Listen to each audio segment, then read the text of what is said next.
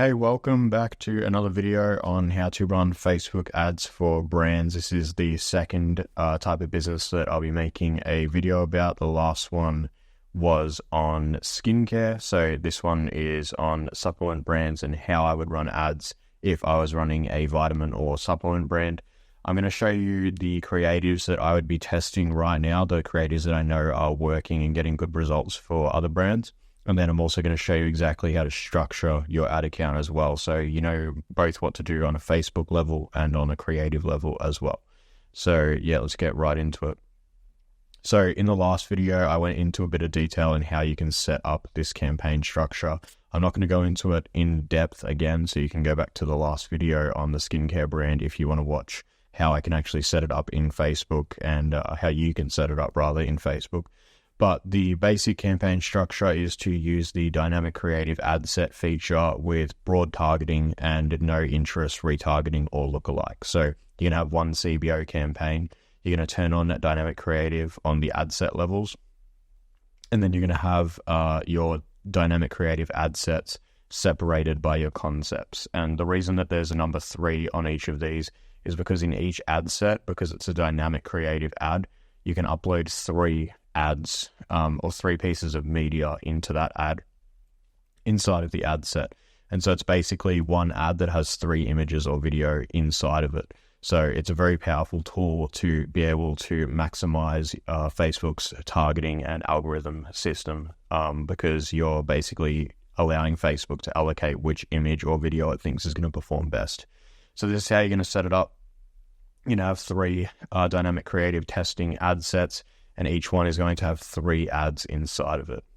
You can choose as many headlines or primary text as possible. A lot of people do 2 or 3 headlines of primary text, but I haven't found it really matters that much. So yeah, if you want to test a couple different headlines and a couple different primary text, feel free to do that. So this is the structure I would have. In terms of if you're new to running ads, what I would do is build out the campaign that I just showed on the last slide. Build that out with 3 to 5 dynamic creative ad sets and then launch. And then if you're already running ads, I would leave your campaign that's already working. So have your campaign, don't touch it, don't turn anything off and start something new, because if it's getting results, you should leave it. But instead add 1 to 2 dynamic ad sets to your campaign to test every week. So launch a new ad set alongside the ad set that's already running, and then let it test for 5 days, and then end or transfer the ads across to your control ad set. So basically that means that if you launch a new dynamic creative test and it outperforms your current control ad set, the ads that are currently winning, you can either just leave that dynamic creative ad set on, or you can grab the winning creative out of that ad set and duplicate that across to your control campaign to basically compete for spend with your other ads. So yeah, that's what I would be doing. So after 5 to 7 days, if the ad set gets less than 5% of the spend, then turn it off. So basically, if you have, say, 3 ad sets that are running, you have your control group and you have your dynamic and your 2 test ad sets running. If on the 5th day or the 7th day, one of your ad sets is getting less than 5% of the budget, then it basically means that Facebook doesn't find those ads as appealing and it's not putting any spend behind them because they're just not good enough. So I would turn that ad set off because it's useless leaving it on. If the ad set gets more than 5% of your daily spend, I would leave it on. Even if it's only 5 to 10%, it's still good to leave it on because it allows you to potentially spend more money, because if Facebook prefers spending at least 5 to 10% of the budget on that, then you can hopefully scale up your budget because you're spreading your budget across different creatives rather than spending all of your money on the same creatives every week. So this is how I would decide what to do after the testing period is done. So more than 5% of your daily budget on that last day, turn the ad or leave the ad set on, and then if it's less than 5%, turn it off. So the first concept that I would recommend that you test if you are running I'm just going to move my head out of the way. If you're running a vitamin brand is the iMessage. This is a super common one right now, and you've probably already seen it, but basically the iMessage ads do a really good job of basically catching attention, especially with Apple users. Everyone recognizes the blue bubbles, and you can see that people have done it in a different way. So this brand sells a product that is an energy product. It helps you stay awake, and it's directed at gamers. So you can see that people have basically formulated a fake conversation. So I guess this could be a real conversation, but it's very likely not real. And they've basically said, oh, you've been gaming for 16 hours. And he's like, nah, it's not a mistake. I took this product. So that's a great way that you can do it. This product instead is just a headline. So it's basically just using the iMessage bubble as a headline. This is it's surprising that this is actually a winner. This ad has been running for quite a long time, so this is actually quite a good performer. But I would definitely advise you to go for the more conversation style and try and create a somewhat organic conversation between someone who's consuming your product and someone who is maybe unaware of what your product is, because this type of ad is performing very well at the moment. iMessage ads just in general seem to do quite well. So I would definitely test these out, but I would go down the more conversational route, and then your image can just be a product image. It doesn't have to be too complicated. So the next recommendation I have, which is one that TrueHeight, I really like this company. Their ads are really good. And Statistics, they're just so good for vitamin and supplement companies. If you have like a pilot trial or any sort of medical trial, even just using the ingredients in your product. So it doesn't necessarily have to be your product exactly, but if you can show that if you're selling a vitamin C supplement, that vitamin C shows all of these effects and it's been proven in a study, then you can use that study in your ad, because most studies are free to the public. And so you can see TrueHeight has two variations of this ad. You can actually see that the stats are exactly the same, but they've obviously found that this type of ad works really well, and the Statistic ads do really well because they're very eye-catching. They interrupt the feed quite well, and they're quite attractive to look at because they're educating as well.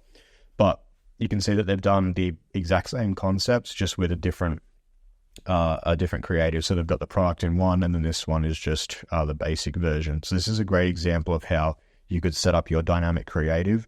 Is you create one dynamic creative ad set for your Statistics, and you put an ad like this in it, where it's just the stats and some icons, and then you can try one where it includes your product image, and then maybe you could even put in a video or something as well to test the video against the images. So there's lots of ways that you can set up your dynamic creative ad set, even with only one concept, and this is just one example of how you could do that. So yeah, if you have Statistics around your supplement or your vitamin, even if it's not one that's been done on your brand, I would strongly recommend you run an ad like this, because people respond really well to these, and these ads have been running for a while as well, like over 60 days. So they're obviously converting.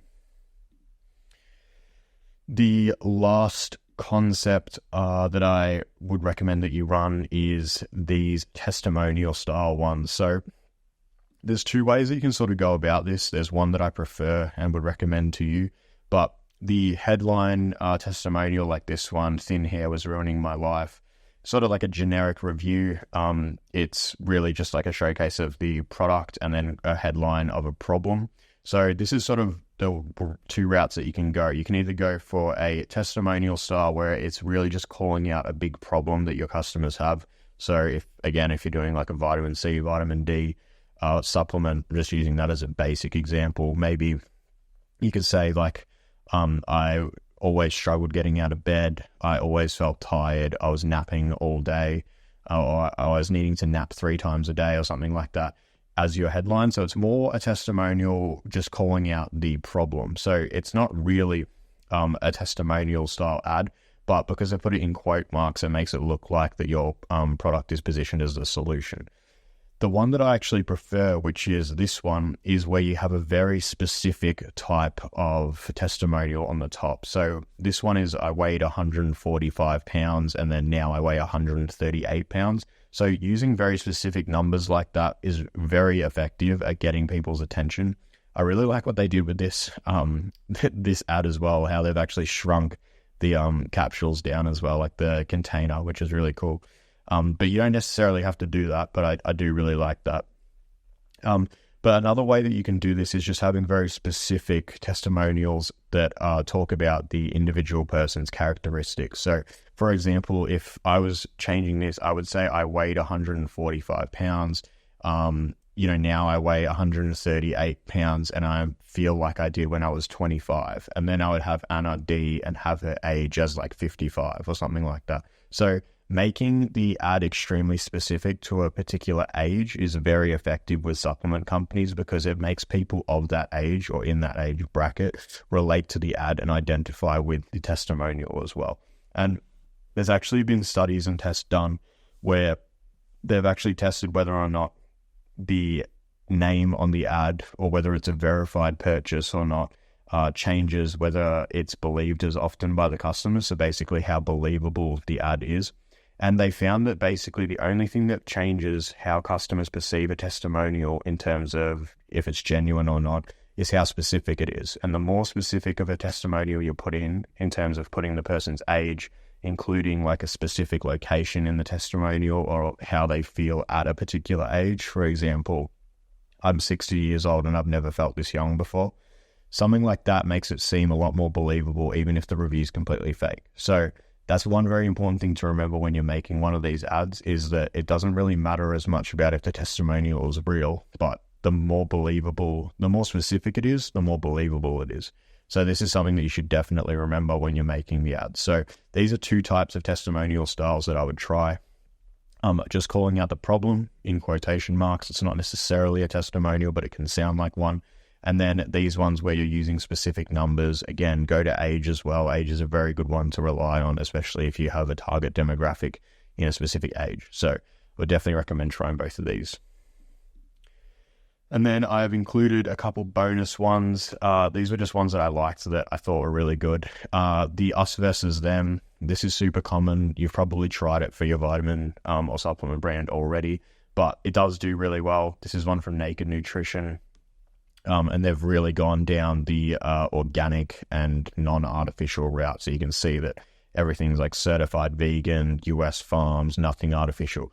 It's very much down the organic route. And this is one thing that you can do is if you've tried us versus thems, but they didn't work, what you can try is just try focusing on one particular element that you want to focus on. So they've basically made all of their benefits around it being organic and non-artificial. And then all of these negatives are all about it having artificial sweeteners and being unhealthy. So that's what I would focus on. Focus your us versus thems very specifically on a problem. And then this Post-it notes ad I actually showed in my last video, a similar style ad, but I have never seen this one before where they've just put the problems that the product solves behind it and then crossed it out. And I really like how they've done this. The product's right in front of it, so it's very well positioned.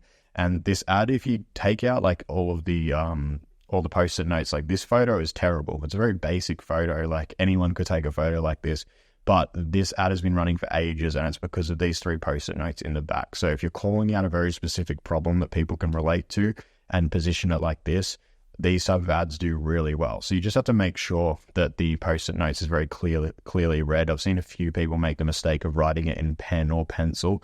You need to write it in a texter so it's actually visible. But this type of ad is fantastic for supplement brands, and I would strongly recommend you try a creative like this. I really like this. But that's basically it. Like I said, if you want to see actually how to set up the Facebook ad account that I identified at the start of this video, then you can go back to my last video where I walked through how to set it up. But other than that, I'm going to be making more videos so you can get more inspiration for different types of businesses and basically improve your ad creative and your performance creative and performance marketing. So if you enjoy these videos and you like seeing how I would run ads for different kinds of brands, then subscribe and like the video. But yeah, I hope you learned something, and let me know if you implement any of these creative ideas and how they go, because I'm always keen to see how they perform on the inside of the ad account as well. So thanks for watching, and I'll see you next time.